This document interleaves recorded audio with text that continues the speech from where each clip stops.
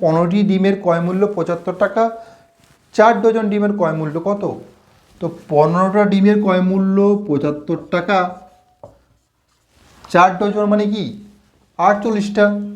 48টা ডিমের ক্রয় মূল্য কত এটা বার করতে বলেছি, এক লাইনে হয়ে যাবে 48 গুণিত 75 ডিভাইড বাই 15, 15 পাঁচে 5 8 40 শূন্য, হাতে থাকে কত 4, 5 4 20 আর 4 24, 240 টাকা হচ্ছে আমাদের অ্যান্সার। তোমরা যদি বুঝতে না পারো এভাবে করবে, 15টি ডিমের ক্রয় মূল্য 75 টাকা, একটি ডিমের ক্রয় মূল্য 75 বাই 15, আর কত 48টি ডিমের ক্রয় মূল্য কত 75 বাই 15 গুণিত 48। তোমরা এইভাবেও করতে পারো যদি বুঝতে না পারো, ঠিক আছে। 15 5 75, এটা গুণ করলে 240 টাকায় হচ্ছে আমাদের অ্যান্সার। ঠিক আছে, দেখো নেক্সট যে কোশ্চেনটা দেওয়া আছে, পি কিউ আর একটি ব্যবসা শুরু করে, কিউ যে পরিমাণ বিনিয়োগ করে পি তার 3 গুণ বিনিয়োগ করে, এবং আর যা বিনিয়োগ করে কিউ তার 2/3 বিনিয়োগ করে, পি 3 কিউ এবং আর এর মূলধনের অনুপাত কত? তো এখানে দেখো কি বলেছি, কিউ যে পরিমাণ বিনিয়োগ করছে পি তার 3 গুণ বিনিয়োগ করছে, মানে কিউ যে পরিমাণ বিনিয়োগ করছে পি, কিউ 3 গুণ, মানে কিউ 3 গুণ বিনিয়োগ করছে পি, তাহলে পি সমানে আমরা 3 কিউ লিখতে পারি। ঠিক আছে, যেহেতু প্রথমেই বলেছি কিউ 3 গুণ বিনিয়োগ করছে পি। সেকেন্ড স্টেপটা পড়ো, আর যা বিনিয়োগ করে কিউ তার 2/3 বিনিয়োগ করে, আর যা বিনিয়োগ করছে কিউ আর এর 2/3, মানে আর এর 2/3 মানে এটা বিনিয়োগ করছে কে কিউ। তো এটা আমরা যদি সাজিয়ে লিখি কত পাবো, 3 কিউ সমান পাবো 2 আর পাবো। তো এখানে দেখো 3 কিউ সমান পি পেয়েছি, এখানে 3 কিউ সমান 2 আর পেয়েছি। তো আমরা কী লিখতে পারি, পি সমানি 3 কিউ সমানি 2 আর লিখতে পারি, যেহেতু দুটো হচ্ছে সমান, 3 কিউ সমান পি আর 3 কিউ সমান আর, তাই এটা সমান দিয়ে লিখতে পারি। এবার অনুপাত বার করতে বলেছি, কিছুই না, 3 2 আর 1 লসাগু করো, 3 2 আর 1 লসাগু কত 6, তো 6 দিয়ে ভাগ করে দাও, তো P by 6, Q by 2, R by 3, কিছু না, এদের লসাগু দিয়ে ভাগ করে দিলাম, তাহলে P is to Q is to R সমান কত 6:2:3, এটা হচ্ছে আমাদের অ্যান্সার। নেক্সট যে কোশ্চেনটা দেওয়া আছে, জগৎরাম একজন দুধ বিক্রেতার কিছু পরিমাণ দুধ আছে বিক্রয়ের জন্য, কোন অনুপাতে জল মিশালে যে মিশ্রণটি ক্রয় মূল্যে বিক্রয় করলে 5% লাভ হবে? তো 5% লাভ মানে কি, 100 টাকায় 5 টাকা লাভ, মানে কেউ যদি 100 টাকায় কিনে 105 টাকায় বিক্রি করে 5% লাভ হচ্ছে, তাই না? তো আমাদেরকে বলেছে দুধের সাথে কি অনুপাতে জল মিশালে মিশ্রণটি অনুপাত বার করতে বলেছে। তাহলে 100 লিটার যদি আমার দুধ হয় আর 5 লিটার যদি জল হয়, তাহলে তো আমার 5% লাভ হয়ে যাবে, তাই না? তো আমাদেরকে বার করতে বলেছি জল ও দুধের অনুপাত, 5:100, তাহলে 1:20, এটা হচ্ছে জল আর দুধের অনুপাত। ঠিক আছে, 1:20 অনুপাতে মিশালে আমার 5% লাভ হবে। দেখো এখানে এক্স এর মান বার করতে বলেছে, তো এই টাইপের অঙ্ক সিঁড়ি ভাঙার সময় যখন করেছিলাম তোমাদেরকে টিক্সগুলো বলে দিয়েছিলাম, সেই টিক্সের মাধ্যমে যদি তোমরা করো কয়েক সেকেন্ডের মধ্যে তোমরা উত্তর বার করতে পারবে। তাই তোমাদেরকে বারবার বলছি, প্লেলিস্টে বা ভিডিওতে যে সকল ভিডিওগুলো আছে সেই ভিডিওগুলি কিন্তু বারবার দেখো, কোশ্চেন তোমাদের ওই টাইপেরই পড়বে আর তোমরা করতে পারবে না যদি না ওই ভিডিওগুলি তোমরা দেখে থাকো। ঠিক আছে, তো এটা খুবই সহজে হয়ে যাবে। দেখো এই যে এটার মান, এই যে এই জিনিসটার মান আমরা কয়েক সেকেন্ডের মধ্যে বার করতে পারবো। কিভাবে চলো দেখে নিয়ে যাক। প্রথমে কি বলেছিলাম, এই যে ভগ্নাংশ সংখ্যাটা আছে 1,3টা লিখে নেবে।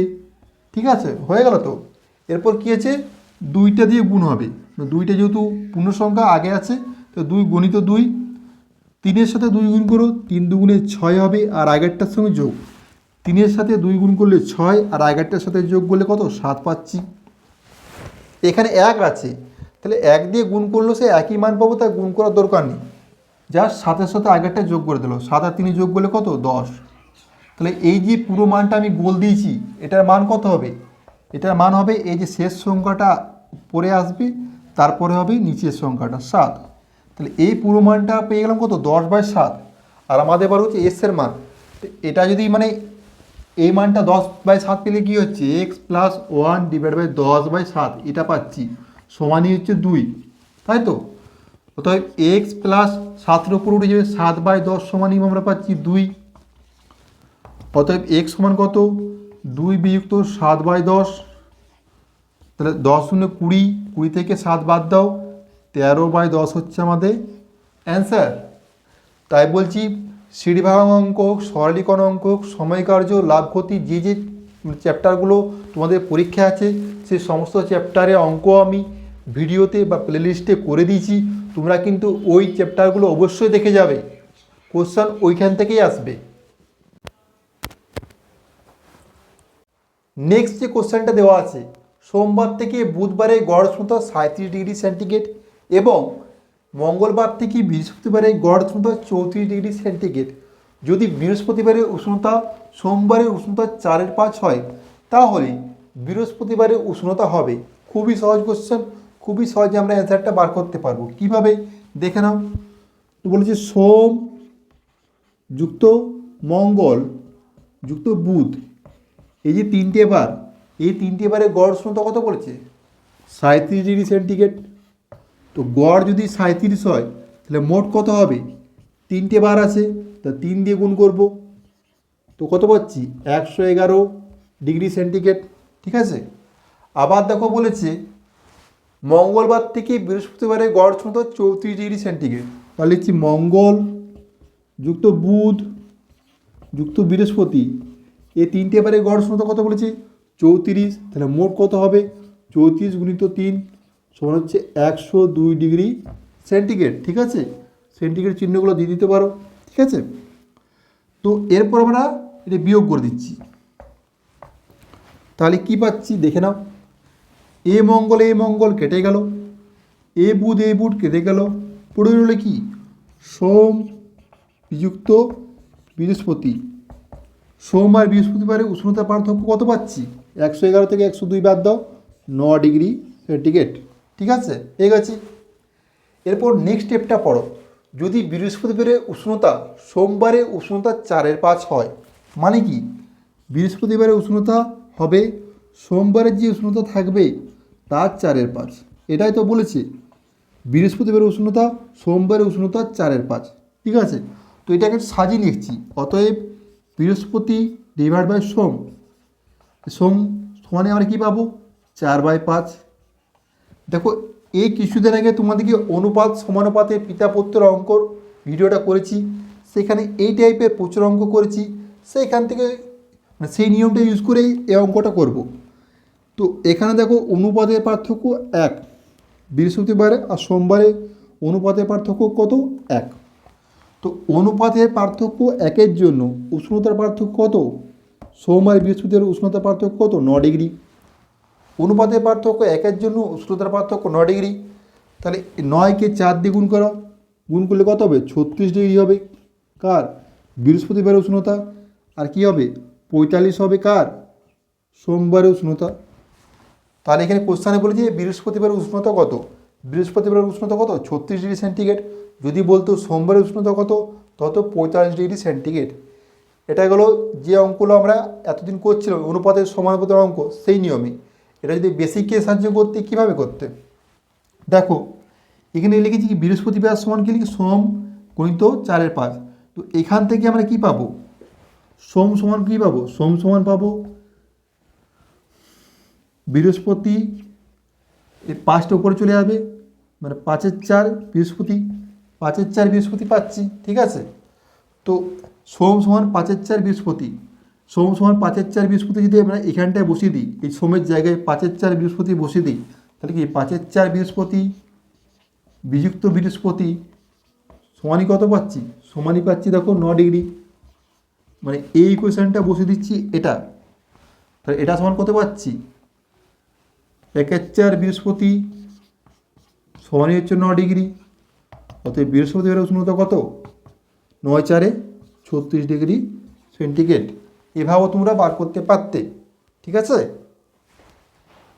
দেখো নেক্সট কোশ্চেনটা দেওয়া আছে 2/3 1/2/5 75% 540। তো এর মানে কি? এর মানে গণিত, বাস এরপর গণিত চিহ্ন দিয়ে দাও। 2/3 এর গণিত 1/2/5 মানে কি 7/5, এর মানে 75% মানে কি 75/100, এর 540 গণিত 540। এবারে কাটাকুটিটা করলেই অ্যান্সার চলে আসবে। তো কাটাকুটি করো, প্রথমে শূন্য কাটবে, শূন্য শূন্য কেটে গেল, 5 15 75, 3 5 15, 5 2 10, 2 2 কেটে গেল, 54 গণিত 7 পড়ে রয়েছে। তো 54কে 7 দিয়ে গুণ করলে কত? 7 4 28, 8 হাতের থেকে 2, 7 5 35 আর 2 যোগ করলে 37, 378 হচ্ছে আমাদের অ্যান্সার। কোশ্চেনে দিয়েছি নিম্নলিখিতের মধ্যে কোনটি সবচেয়ে বড়। তো এই টাইপের অঙ্ক, ভগ্নাংশের অঙ্ক তোমাদেরকে আগেও করে দিয়েছি। যারা ভগ্নাংশের ভিডিওটি দেখোনি অবশ্যই অবশ্যই ভিডিওটি দেখবে। টিপসগুলো বলে দিয়েছি কীভাবে সহজে তোমরা অ্যান্সারগুলো বার করবে। তো এই টাইপের যখন ভগ্নাংশের মধ্যে ছোট বড় নির্ণয় করতে বলবে, সবসময় কি করবে? উপর আর নিচের মধ্যে পার্থক্যটা কত হচ্ছে বার করবে। এদের মধ্যে পার্থক্য কত আছে 2, এদের মধ্যে পার্থক্য কত আছে 3, এদের মধ্যে পার্থক্য কত আছে 1, এদের মধ্যে পার্থক্য কত আছে 3। এরপর কি কাজ হবে? এই পার্থক্যগুলো সবাইকার সমান করা। তো 2 3 1 3 পার্থক্য সমান করতে গেলে কী করতে হবে? এদের আমরা লসাগু করব। 2 3 লসাগু কত? 6, মানে পার্থক্যটা সবগুলোকে আমরা 6 করব। তো 2টাকে 6 করতে গেলে কত দিয়ে গুণ করতে হবে? 3 দিয়ে গুণ করতে হবে। তাহলে উপরটাকেও 3 দিয়ে গুণ করবো, 3 7 21, নিচটাকেও 3 দিয়ে গুণ করবো, 3 9 27। দেখো ডিফারেন্সটা 6 হয়ে গেছে, 21 আর 27 ডিফারেন্স 6। সেরকম 3 আছে, এটাকে 6 করতে গেলে 2 দিয়ে গুণ করবো, তাহলে 11 দুগুণে 22 আর 14 দুগুণে 28। দেখো ডিফারেন্সটা 6 হয়ে গেছে। 3 4 আছে, পার্থক্য 1 আছে, 6 করতে গেলে কী করতে হবে? 6 দিয়ে গুণ করতে হবে, 6 3 18, 6 4 24। দেখো ডিফারেন্সটা 6 হয়ে গেছে। 3 আছে, 6 করতে গেলে 2 দিয়ে গুণ করতে হবে, উপরটাকে 2 দিয়ে গুণ করলে 20, নিচটাকে 2 দিয়ে গুণ করলে 26। দেখো ডিফারেন্সটা 6 হয়ে গেছে। তাহলে সবাইকার ডিফারেন্সটা একই হয়ে গেছে। এরপর আমরা খুব সহজেই বড় ছোট নির্ণয় করতে পারবো। 21 22 18 20 এদের মধ্যে বড় কোনটা? বড় হচ্ছে 22। তাহলে বড় ভগ্নাংশ কোনটা? এই 11 14টা হচ্ছে বড় ভগ্নাংশ। বড় কোনটা হচ্ছে? বড় হচ্ছে 11 14। দেখো এখানে বলেনি তোমাদের ছোট ভগ্নাংশ কোনটা। যদি বলতো ছোট ভগ্নাংশ কোনটা হবে? ছোট হবে 3/4, ঠিক আছে। ছোট কোনটা হবে? 3/4, ঠিক আছে। পরীক্ষা যদি কোনোদিন পড়ে ছোট ভগ্নাংশ কোনটা 3/4, তোমরা এভাবে অ্যান্সার করবে। আর যদি বলে বড় থেকে ছোট, তাহলে বড় থেকে ছোট কীভাবে করবে?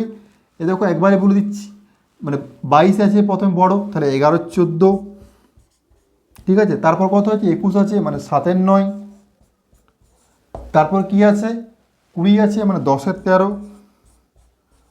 তারপর হবে কত? 3/4।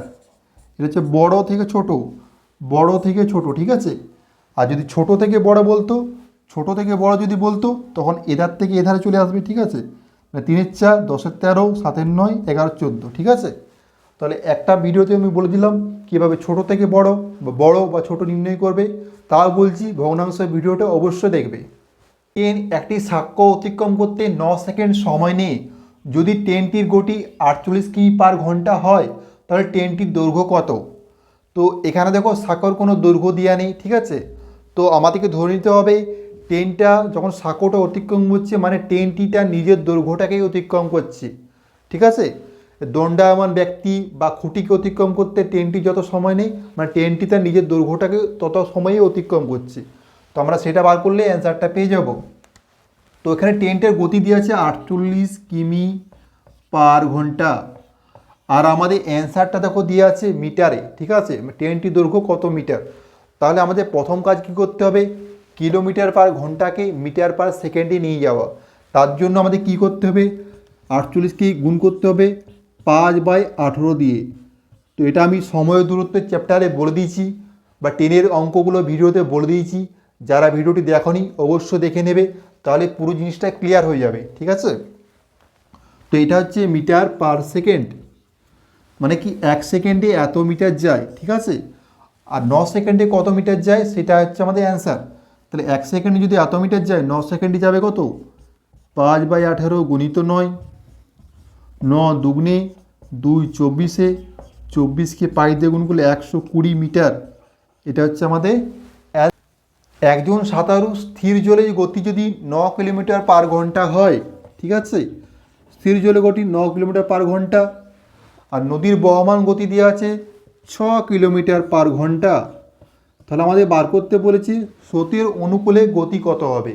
স্রোতের অনুকূলে যখন যাবে নদী স্থির জলে গতি আর বহমান গতি দুটো যোগ হয়ে যাবে, 9 যুক্ত 6 মানে 15 কিলোমিটার পার ঘন্টা। এটা হচ্ছে আমাদের অ্যান্সার। দেখো এখানে যে কোশ্চেনটা দেওয়া আছে, একটি 400 মিটার দীর্ঘ ট্রেন 36 সেকেন্ড সময় নেয় ট্রেনটির বিপরীতমুখে হাঁটা এক ব্যক্তিকে অতিক্রম করতে, যার হাঁটার গতি 20 কিলোমিটার পার ঘন্টা, তাহলে ট্রেনটির গতি কত। দেখো কোনো ট্রেন যদি এভাবে চলে আর কোনো ব্যক্তিকে যদি এখানে দাঁড়িয়ে থাকে, সেটাকে যদি অতিক্রম করতে যে সময়টা নেয়, সেক্ষেত্রে ট্রেনটি তার নিজের দৈর্ঘ্যটাকে অতিক্রম করলে, মানে ট্রেনটার দৈর্ঘ্য যদি এরকম হয়, এতটা হয়, তো ট্রেনটি যখন নিজের দৈর্ঘ্যটাকে অতিক্রম করছে মানে ব্যক্তিটাকে অতিক্রম করে দিচ্ছে, ঠিক আছে। কিন্তু কোনো বিপরীতমুখে হাঁটা যদি ব্যক্তিটা দাঁড়িয়ে থাকতো, তখন সেটা ট্রেনটা নিজের দৈর্ঘ্যটা অতিক্রম করছে মানে ব্যক্তিটাকে অতিক্রম করে দিত। কিন্তু এই যে ব্যক্তিটা যখন বিপরীত দিক থেকে হাঁটতে শুরু করবে, মানে হাঁটতে শুরু করলে কি করে, সে তো কিছুটা যায়, ঠিক আছে, মানে ট্রেনটা তখন কি করতে হচ্ছে, ট্রেনটা তার নিজের দৈর্ঘ্যটাকে অতিক্রম করতে হচ্ছে, দৈর্ঘ্যটাকে অতিক্রম করছে, আর এই ব্যক্তিটা যতটা গিয়েছিল সেই দৈর্ঘ্যটাকে অতিক্রম করতে মানে এই পুরোটাকে অতিক্রম করলেই তবে সে মানে ট্রেনটা পুরোটাও অতিক্রম করতে পারছে, ঠিক আছে, বুঝতে পারলে। তাহলে এখানে দেখো ট্রেনটি 400 মিটার দীর্ঘ ট্রেন 36 সেকেন্ড সময় নিয়ে ট্রেনটির বিপরীতমুখে হাঁটা ব্যক্তিকে, আর আমাদের অ্যান্সার চেয়েছে কি কিলোমিটার পার ঘন্টায়, তাহলে 400 মিটার যাচ্ছে 36 সেকেন্ডে, ঠিক আছে, তাহলে আমাকে এটাকে কিলোমিটার পার ঘন্টায় নিয়ে যেতে হবে। তো কিলোমিটার পার ঘন্টায় নিয়ে যেতে কী করবো, 18/π দিয়ে গুণ করে দেবো, ঠিক আছে। কেন গুণ করলাম, সময় দূরত্ব আর ট্রেনের অঙ্কগুলো দেখে নেবে, তাহলে বুঝতে পেরে যাবে, ঠিক আছে। এটা কিলোমিটার পার ঘন্টা, তো 18 দুগুণি 2 200 5 40, তো ট্রেনটি যখন অতিক্রম করছে ব্যক্তিটাকে কতটা 40 কিলোমিটার পার ঘন্টা গেছে, ঠিক আছে, হলো। এরপর দেখো বলেছে বিপরীতমুখে হাঁটার ব্যক্তির গতি হচ্ছে 20 কিলোমিটার পার ঘন্টা, আর আমাদেরকে বার করতে বলেছে ট্রেনের গতি কত, ঠিক আছে। তো আমি কি বললাম, ট্রেনটা যখন কোনো বিপরীতমুখে হাঁটা ব্যক্তিটাকে অতিক্রম করছে, ট্রেনটা তার নিজের দৈর্ঘ্যটা অতিক্রম করছে, প্লাস বিপরীতমুখে হাঁটা ব্যক্তিটা যতটা দৈর্ঘ্য অতিক্রম করছে সেটাকে অতিক্রম করছে, ঠিক আছে। তো এখানে দেখো, এখানে বিপরীতমুখে হাঁটা ব্যক্তিটার গতি কত 20, আমাদেরকে বার করতে বলেছে ট্রেনের দৈর্ঘ্য কত। তো ট্রেনের দৈর্ঘ্যটা আমরা যদি এক্স ধরে নিই, তো এই দুটো অতিক্রম করছে, তার জন্য সময়টা টোটাল কত কিলোমিটার অতিক্রম 40 কিলোমিটার পার ঘন্টা, এটার সময় আমরা 40 লিখতে পারি। অতএব এক্স সমান কত পাবো, এক্স সমান হচ্ছে 20 কিলোমিটার পার ঘন্টা, ঠিক আছে। তো আমাদের অ্যান্সার কত, ট্রেনটির গতি হচ্ছে 20 কিলোমিটার পার ঘন্টা। দেখো নেক্সট কোশ্চেনটা দেওয়া আছে, একটি ট্রেন একটি দণ্ডায়মান ব্যক্তিকে যখন অতিক্রম করে তখন ট্রেনটির দ্বারা অতিক্রান্ত দূরত্ব 90 মিটার, ট্রেনটির দৈর্ঘ্য নির্ণয় করো। তো একটু আগে যে কনসেপ্টের কথা তোমাদেরকে বললাম, যে ট্রেনটা যখন কোনো দণ্ডায়মান ব্যক্তিকে অতিক্রম করবে, ঠিক আছে, একটা ট্রেন যখন কোনো দণ্ডায়মান ব্যক্তিকে অতিক্রম করবে, ট্রেনটি শুধুমাত্র তার নিজের দৈর্ঘ্যটাকে অতিক্রম করবে। এখানে দেখো ট্রেনটার অতিক্রান্ত দূরত্ব 90 মিটার দিয়ে দিচ্ছে, তা ট্রেনটির দৈর্ঘ্য নির্ণয় করো। তো ট্রেনটির দৈর্ঘ্য হবে 90 মিটার, হচ্ছে আমাদের অ্যান্সার। তো আজকের এই ভিডিও এই পর্যন্তই। আজকের ভিডিও যদি ভালো লাগে লাইক কমেন্ট শেয়ার অবশ্যই করো, আর তোমরা যারা এখনও আমার চ্যানেলটি সাবস্ক্রাইব করোনি অবশ্যই সাবস্ক্রাইব করে বেল আইকনটি টিপে দেবে। ফেসবুক বা হোয়াটসঅ্যাপ গ্রুপে অবশ্যই শেয়ার করো।